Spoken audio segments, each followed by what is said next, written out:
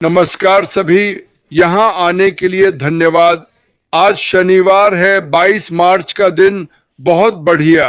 यही वो बात है जिसके बारे में मैं आज बात करना चाहता था। खबरों को साझा करना और उन्हें फैलाना। बस सच्ची बातें फैलाओ। जैसा हमने कहा, ज्यादा मत बनाओ। और मैं ये बात शायद कई बार कहूंगा, हमें कुछ न दिखे तो ये मतलब नहीं कि कुछ हो नहीं रहा।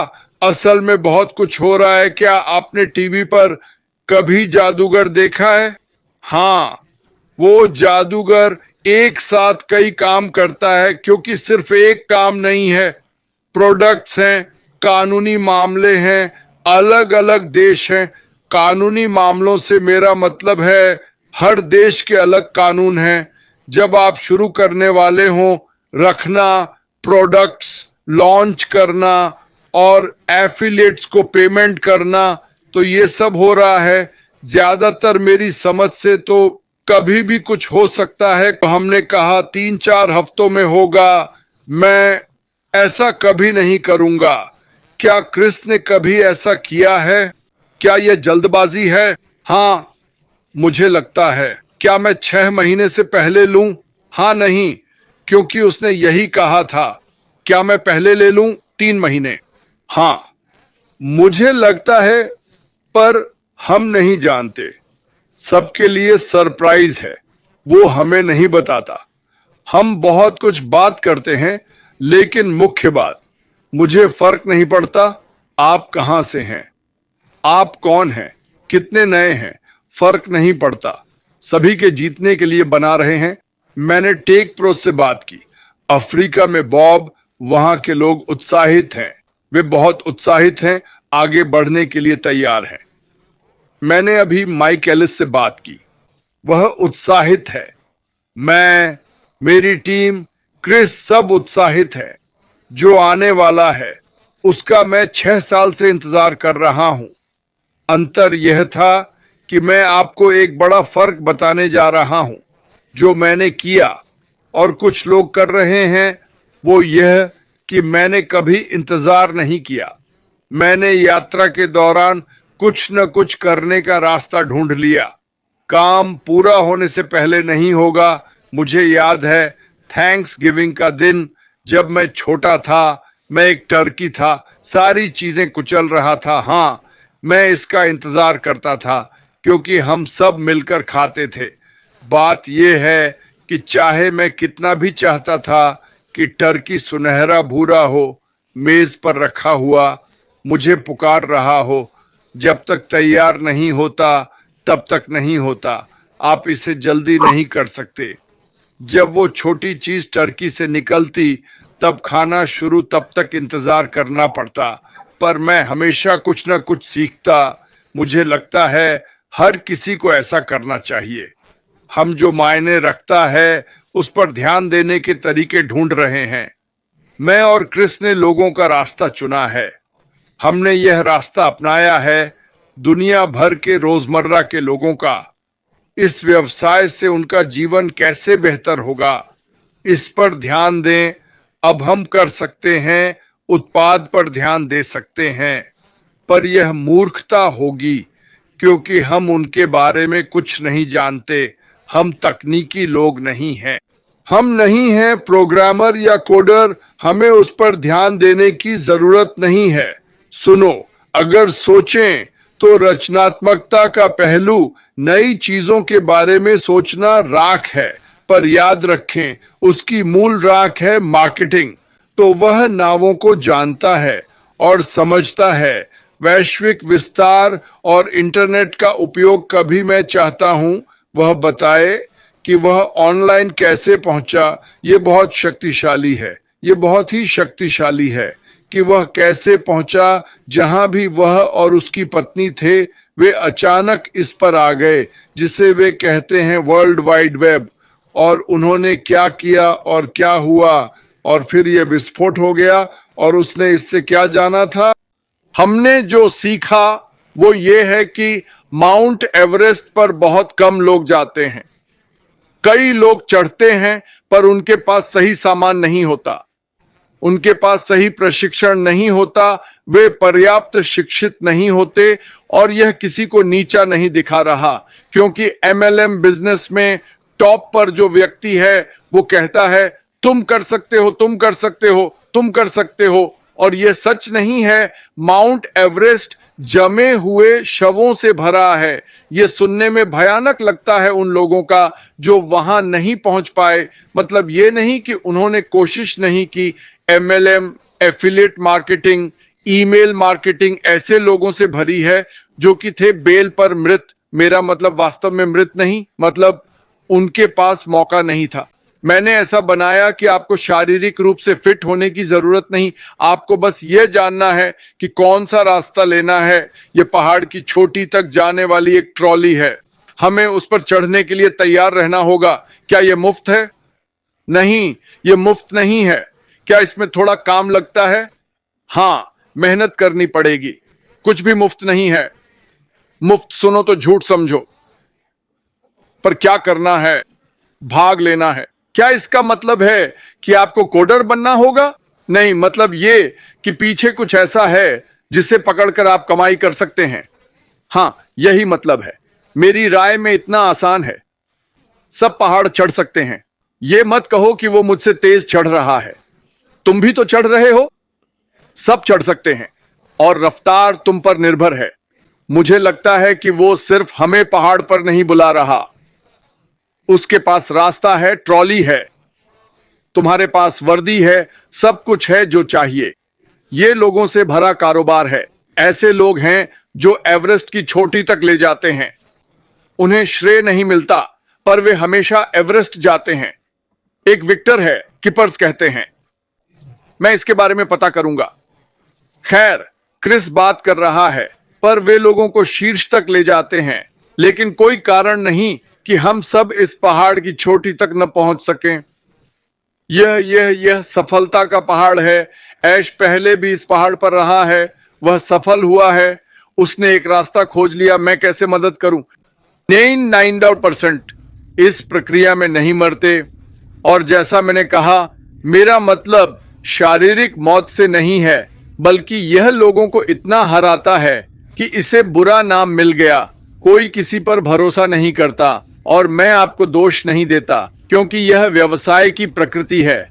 मैंने हजारों लोगों से कहा है, आओ, तुम कर सकते हो, जी तोड़ मेहनत करो, जानबूझकर नहीं।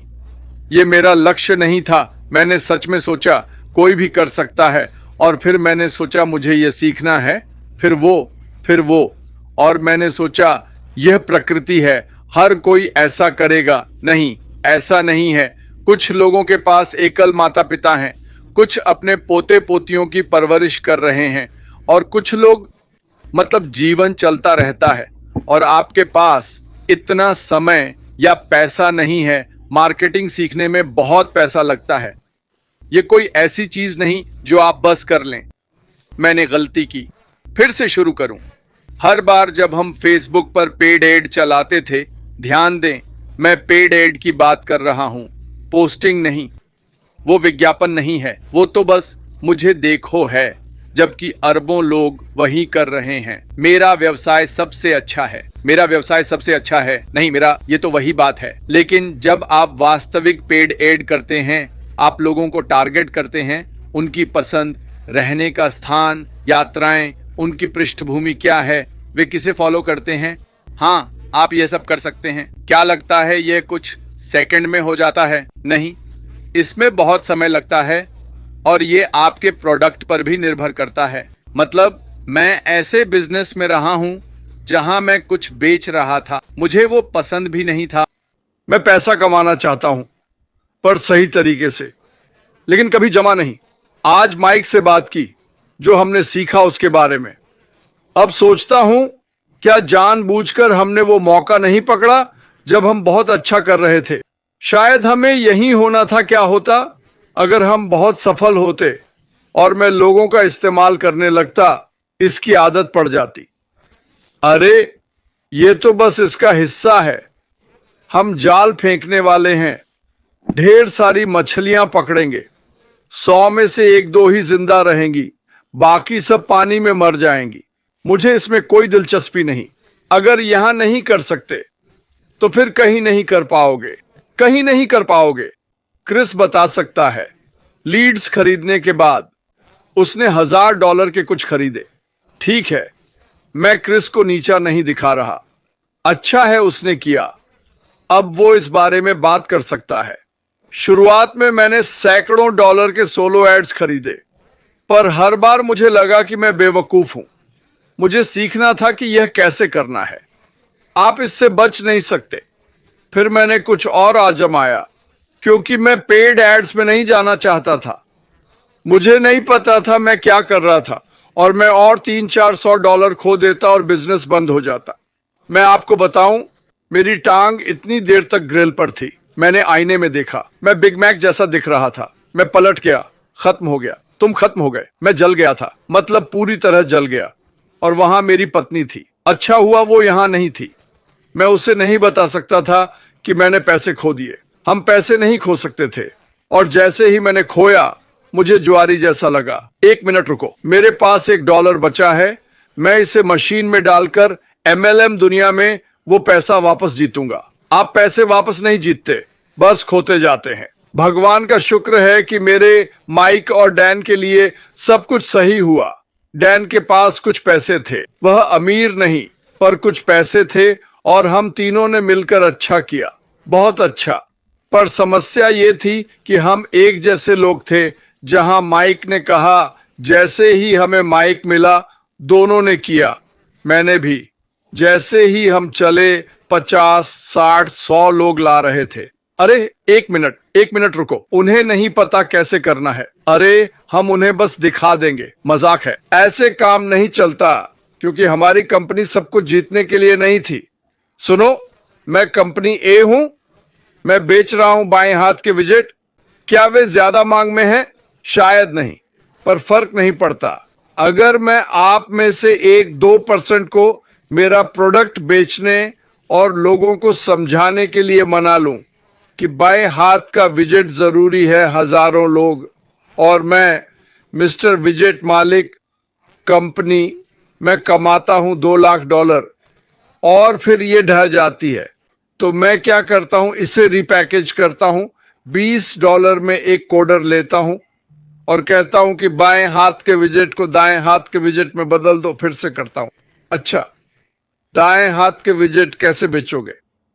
मैंने ऑनलाइन ऐसी चीजें देखी हैं जो लोग कहते हैं लोग सबसे पागल बकवास के लिए ऑनलाइन कूद पड़े हैं। मेरा मतलब है, और आप क्या बेच रहे हैं? आपको लगता है यह काम करेगा? 1-2% ने लाखों कमाए। मुझे परवाह नहीं कि यह क्या है। हम एक ऐसी कंपनी में हैं जहां सब कुछ उच्च मांग में होगा। हम जानते हैं कि जरूरत पड़ने पर ऐश इसे बनाएगा, और वह कुछ भी सामान्य या बस ठीक नहीं बनाएगा। यह बाजार से ऊपर होगा। वह जो करता है बाजार से ऊपर होता है। तो हम किस पर ध्यान देते हैं? हम लोगों पर ध्यान देते हैं। तो आपने इसे सभी को बताया। आपके पास एक और एकमात्र मौका है। जब तक आप कोड और मार्केटिंग नहीं जानते, ऑनलाइन कुछ नहीं कर सकते। पर मैं बताना चाहता हूं, मैंने अफ्रीका के लोगों से बात की, पढ़े लिखे, उच्च शिक्षित युवा जिनके पास कुछ काम नहीं। पापा आ रहे हैं, दरवाजा खुलने वाला है, आपको मौका मिलेगा। भारत, बांग्लादेश में भी, ताइवान, वियतनाम में भी वही बात। और आपको बताना है कि उन्हें क्या करना है। कोई कह सकता है, मैं हाथ पीछे बांधकर सोफे पर लेटकर छत देखूंगा। ठीक है, करो। मैं बेकार कैसे करूंगा? क्या आप चाहते हैं मैं कुछ अलग कहूं? नहीं, चलो हम लोगों को आगे बढ़ाएंगे। लोगों के पीछे जाओ। किसी और चीज की शेखी मारने की जरूरत नहीं। आप कितना कमाएंगे? आप कितना कमाएंगे? मान लें 20 आइटम हैं, $12 अरबों के हैं। अरबों वाले यूनिकॉर्न। एक छत के नीचे 10-20 यूनिकॉर्न कंपनियां। आपको लगता है कितना कमा सकते हैं? मान लें कंपनी 25% देती है। $2 ट्रिलियन का 25%। क्यों? ठीक है, मैं क्रिस को दे देता हूं।